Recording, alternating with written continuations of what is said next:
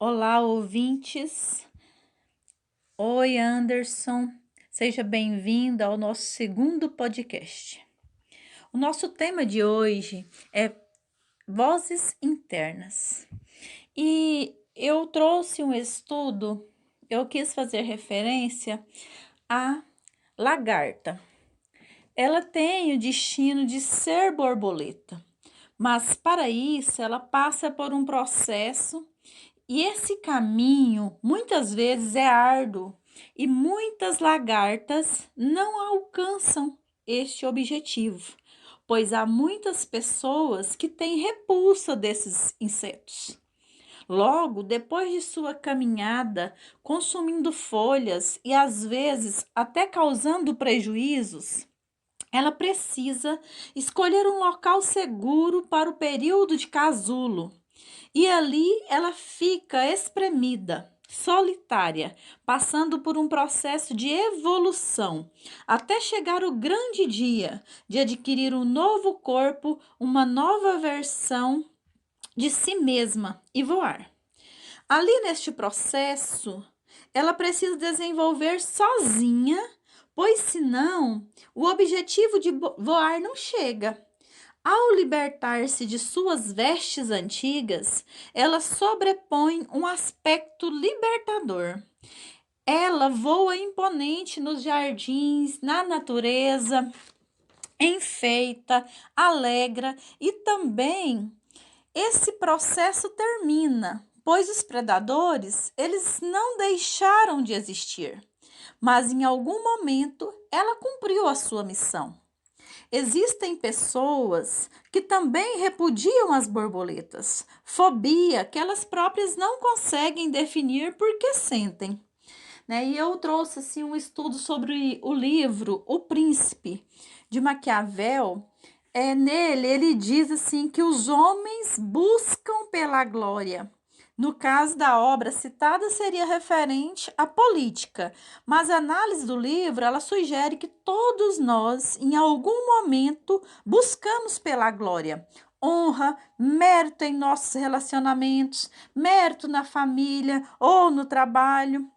Então, ele diz assim que as glórias habitam no imaginário da sociedade.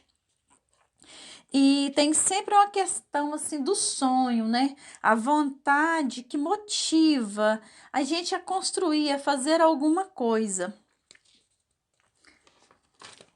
E falando sobre as vozes internas, eu estudei sobre Clarice Lispector e que ela nasceu na Ucrânia, mas ela veio para o Brasil bem pequena, né? Ela morou no Brasil em vários lugares e nos textos dela, ela gosta sempre de fazer citar a cidade do Rio de Janeiro, que ela gosta muito do Rio e ela fez a primeira obra dela, Perto do Coração Selvagem, em 1943.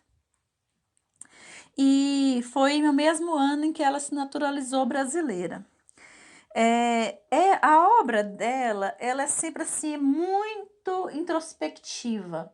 Ela canaliza o fato do sentir, né?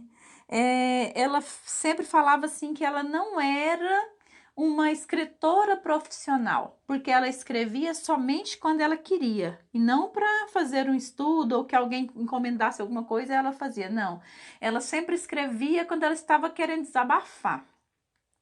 E uma das últimas obras dela foi a Hora da Estrela, que inclusive tem até o filme, né, feito por Suzana da Amaral, ela converteu para o cinema.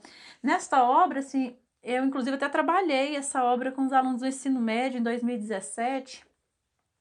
E ela faz alusão a uma retirante nordestina que vai para o Rio, né, que chama da Macabeia, e que ela retrata muito a questão da inocência, da mulher inocente, né, a miséria anônima, que essa ela era tão pobre que ela só comia cachorro quente, então era uma angústia muito grande aquela obra, aquela mulher sem vislumbrar um futuro, e aí o desfecho, né, ela vai a uma cartomante, sai de lá e é atropelada e morre, então ela até explica, ela tem vídeos explicando sobre esta obra, que marcou a literatura brasileira. Ela sempre centraliza a figura feminina, né? Ela, nas obras da Clarice Lispector, os homens, eles têm papel secundário. Segundo estudos, dizem que ela não era feminista, mas ela aborda muito a questão do empoderamento, né? A voz da mulher que precisa ser dita. E outra que eu escolhi foi Hilda Hilst, eu acho que é assim que fala, porque eu chamo assim. Ela nasceu em São Paulo e ela tem várias obras. Era também uma escritora de cunho intimista. Ela tem os textos bastante sensuais e ela é muito sincera, profunda, intensa, né? Eu li o livro dela, Cantares, e aí ele é dividido em duas partes, né? Perdas e predileção e Sem Nome e de Partidas. Então, esse livro ele é considerado um dos instantes mais densos do lirismo hilstiano. Foi lançado em 2001. Eu tinha até um professor que gostava de falar que minhas escritas pareciam com a dela. E aí, inclusive, eu escolhi a Hilda Hilst para ser a patronesse quando eu fui começar a fazer parte da Academia de Letras de Goianésia. Eu a escolhi como minha patronesse. Sou profunda admiradora dos textos dela. Aí tem um pedacinho do texto dela que eu separei, que é assim: que este amor não me segue nem me siga, e de mim mesma nunca se aperceba, que me exclua do estar sendo perseguida, e do tormento de só por ele me saber estar sendo, que o olhar não se perca nas tulipas, pois formas tão perfeitas de beleza vêm do fulgar das trevas. Então, assim, são muitas vozes internas na nossa mente o tempo inteiro, e há uma voz interior que sucumbe às demais. Um grito dentro de nós que às vezes é suprimido, é calado pela censura, pelas circunstâncias e até mesmo pela moral. Eu escrevo vários gêneros literários, contos, romances, cartas, mas o que eu mais gosto mesmo é da poesia. A poesia ela não tem compromisso com a verdade, como um artigo de opinião, por exemplo. A poesia ela nos expande, ela deixa a mente devagar por entre as palavras, uma infinitude de pensamentos e sentimentos que são mesclados entre amor e ódio, sensualidade, ingenuidade e o melhor, o poeta ele não precisa explicar seu texto. E isso é muito caro porque te liberta. Eu escrevi um livro que foi lançado numa plataforma digital na Alemanha, o livro chama Voz de um Depressivo. E o que ele traz bem explícito, né, é que o depressivo, ele além da angústia, isolamento, vontade de morrer, ele carrega uma sede interna de ser compreendido, né? Ele precisa ser ouvido, porém muitas vezes ele fica em silêncio. Então, agora eu quero saber, Anderson, o que você pensa sobre essas vozes internas? Essa voz que para o escritor, ela precisa sair. Quando a inspiração vem, essa voz ela precisa ganhar corpo, ela precisa sair de você e alcançar o restante do universo. Bom dia, Simone Moura. Bom dia a todos os nossos ouvintes, né? Nosso segundo podcast, Vozes Internas. Que vozes são essas, hein, Simone? Não só nós que gostamos de escrever, mas as pessoas no geral, elas são tocadas, né, por sentimentos, por vozes, por algum tipo de contato que diz ao seu íntimo. A vantagem nossa, creio eu, é de poder colocar isso para fora, de poder traduzir isso em palavras, que é uma grande riqueza. Você traduzir um universo sentimental, um universo interno, um mundo todo novo a ser explorado e que estamos explorando cada vez mais, ser traduzido assim em palavras. Quando você está falando aí dos escritores que tem esse viés de abordar psicologicamente a seus personagens, mais do que as ações deles, valorizam as ações que estão dentro deles, que os levam a fazer o que fazem, né? Aquele mundo interior, aqueles anjos e demônios falando com eles ali, né? De uma forma metafórica. Você citou alguns aí, como por exemplo a Clarice Lispector, que é uma escritora magnífica, de uma grandeza muito grande dentro da literatura, não só brasileira, como da literatura em geral. Ela foi muito feliz na forma como ela conseguiu criar seus personagens, principalmente com esse foco no viés da psicologia. Ela conseguiu explicar um pouco do que habita a mente de um ser humano. Nesse livro, A Hora da Estrela, que, como você bem disse, foi levado às telas do cinema, Macabé, ela não era só uma plebeia na acepção máxima da palavra, né? Uma pobre, uma pessoa de recursos limitadíssimos. Ela era um ser humano de uma pureza, de uma ingenuidade, de uma pobreza mesmo, intelectual, de compreender o mundo, de se olhar no espelho muito grande. É como ela sentia-se um pequeno objeto, né? Um ser à margem da sociedade. E teria várias formas de se retratar isso. A Clarice ela mergulha na psicologia desses personagens, né? E isso faz com que a obra seja honesta, seja grande, ela seja profunda. Eu gosto de citar também alguns escritores que me encantam nesse sentido, como por exemplo o Graciliano Ramos. Ele também conseguiu tem um romance dele chama Angústia. É um livro muito bem escrito, é um livro muito bem elaborado e de uma carga emocional muito grande. Ele narra a história, né, do Luiz Pereira da Silva. Olha que nome mais brasileiro, né? Que nome mais de povo, de gente. Era uma pessoa frustrada, deprimida, tímida, solitária, e ele não conseguia lidar tão bem com a realidade. E ele acaba cometendo um homicídio contra o Julião Tavares, que era o filho de um rico comerciante, um cara galanteador, respeitado pela sociedade. É aquele sujeito que, como diz a sociedade, se deu bem na vida, né?